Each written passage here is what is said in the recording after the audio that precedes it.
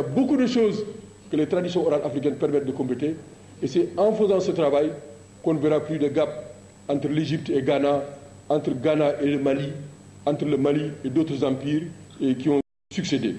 C'est cette démarche-là qui devrait permettre, une fois orientée et intégrée, d'avancer dans la réécriture de l'histoire africaine en général, celle de la période ancienne en particulier, et cela devrait permettre de mieux évaluer la contribution de l'Afrique dans la marche de l'humanité. Je vous remercie.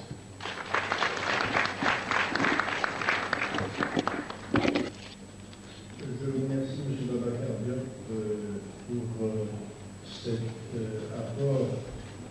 Je voudrais ajouter que pour ceux qui sont les plus jeunes dans cette salle, il faut rappeler deux choses. Lorsque l'entreprise commence, je me souviens, je ne connaissais pas Amadou Ampatabo uniquement, je le connaissais par correspondance. Parce qu'il ne nous connaissait pas, mais je ne sais pas par quel moyen, il avait réussi à avoir la liste des jeunes, vous n'êtes pas historien, mais professeurs d'histoire, première génération, et à nous mobiliser pour, à l'époque où Internet n'existe pas, et où le courrier est extrêmement difficile, pour nous emmener à écrire ensemble des manuels dans un premier temps d'histoire de l'Afrique. Changer des programmes, ce qui était une lutte même à l'intérieur de notre propre pays. Et l'histoire générale de l'Afrique venait comme une possibilité d'avoir un ouvrage de référence que seule l'UNESCO pouvait faire pour passer au-dessus des différentes visions qu'il y avait à l'intérieur des pays et pour que les chercheurs travaillent dans toute la liberté. Je dois ajouter, simplement pour votre information, que cela demandait un temps immense. Parce qu'il faut savoir également que les équipes qui écrivaient les différents volumes avaient par principe, et je puis dire que Amadou Matambo était extrêmement rigoureux sur ce plan, qu'il y ait aussi des historiens hors de la région, dans le cas de l'Afrique, qu'il y ait des historiens d'Europe, d'Asie et d'Amérique latine. Et ainsi de suite, le tout à l'avenant pour chaque histoire générale. Donc, beaucoup de temps. Et cela en est des réactions extrêmement désagréables de certains membres du Conseil exécutif qui trouvaient qu'on dépensait trop d'argent pour l'écriture de ces histoires, dont l'histoire de l'Afrique qui a pris 20 ans, mais qui a eu le mérite de mobiliser des chercheurs qui n'auraient pas pu, sans cela, se retrouver, se concerter. Je crois que ce sont des éléments qu'il faut apporter au débat, parce que ça supposait une lutte importante pour préserver les ressources budgétaires et pour montrer qu'on n'était pas dans un travail de rentabilité éditoriale comme pourrait le faire une entreprise au niveau d'une seule nation.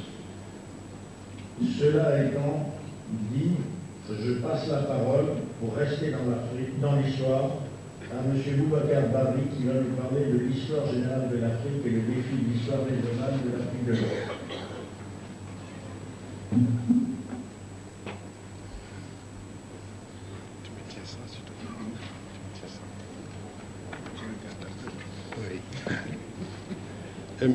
Merci, Monsieur le Président.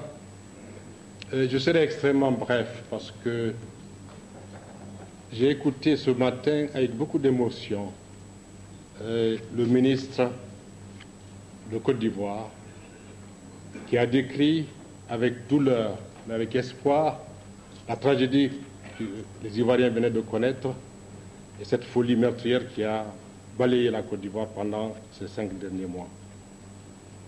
Et cela pour dire que la problématique de ma communication porte sur deux œuvres auxquelles j'ai eu l'honneur de participer. La première, c'est l'histoire générale de l'Afrique en 8 volumes. J'ai publié dans le 5e volume avec le professeur Ogot.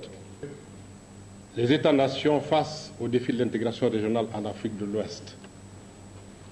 Et ce travail qui a duré de 2005 à 2008 a produit une quinzaine d'ouvrages, c'est-à-dire un ouvrage par pays, reflétant l'expérience des États-nations dans les pays de la CEDEAO.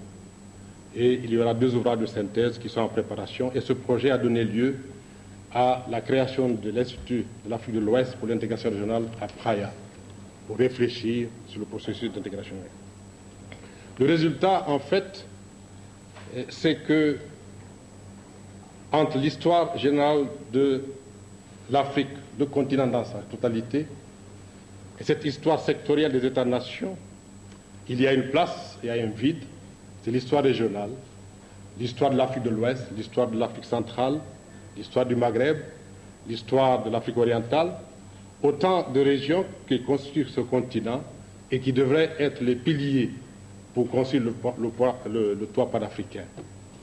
Et donc, tout mon texte, c'est ce plaidoyer que j'essaye de, comment dirais-je, de montrer qu'il est nécessaire d'écrire cette histoire de l'Afrique de l'Ouest.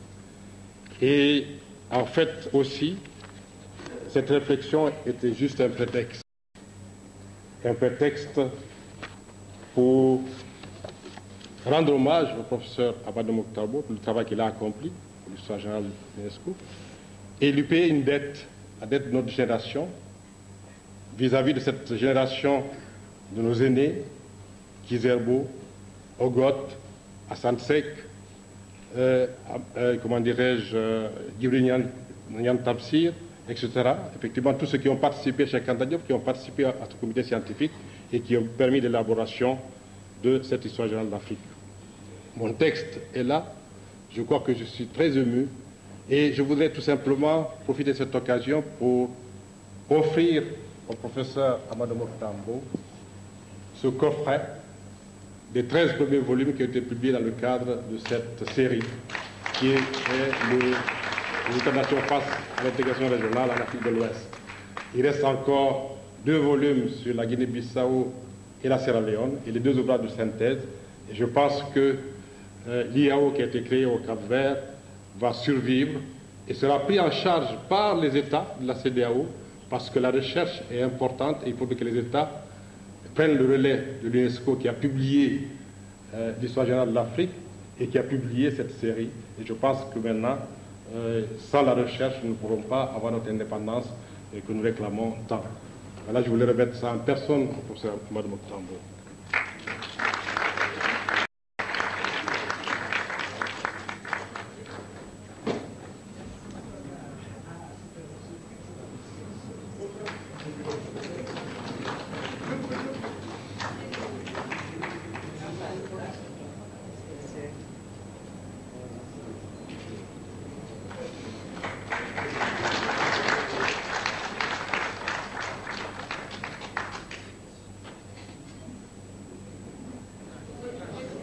Professeur Barry, je voudrais vous remercier de 2 choses.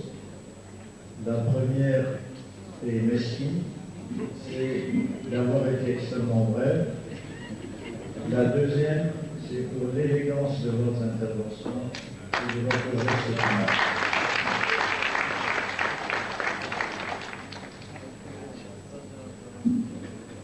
Alors, les organisateurs ont prévu à ce stade un débat qui devrait durer une demi-heure. Ce débat devrait se terminer à 16h45. Je vous propose que nous le sautions et que nous sautions également la pause café. Je crois que les débats sont tellement intéressants que nous aurons la force de les poursuivre.